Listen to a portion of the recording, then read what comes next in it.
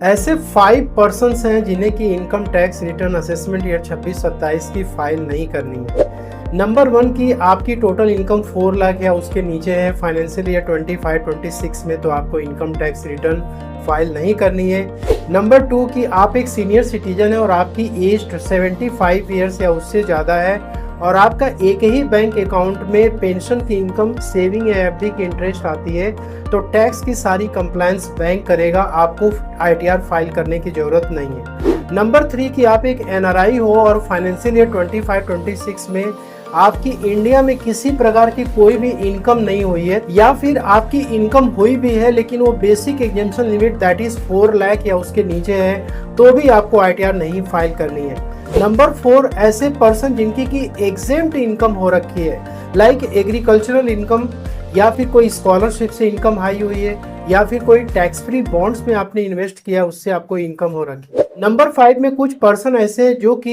एक specific conditions को follow करते हैं इवन कि उनकी total income basic exemption limit के नीचे है।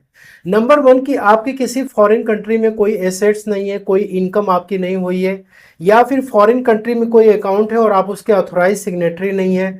नंबर 3 की आपने फाइनेंशियल ईयर 25-26 में सेविंग अकाउंट में 50 लाख से ज़्यादा का डिपॉजिट नहीं किया हुआ है या करंट अकाउंट में 1 करोड़ रुपीस से ज़्यादा का डिपॉजिट नहीं किया हुआ है।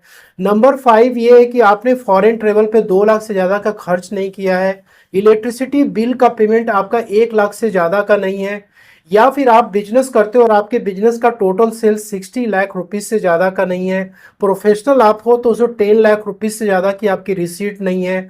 आपके किसी भी इनकम पे टीडीएस या टीसीएस कटा है तो एक नॉर्मल सिटीजन के लिए 25,000 के नीचे है आपका टीडीएस या सीनियर सिटीजन आप हो तो 50,000 रुपीज़ के नीचे है। तो यदि आप ये सारे कंडीशंस को आप फुलफिल करते हो तो आपको आईटीआर नहीं फाइल करनी है।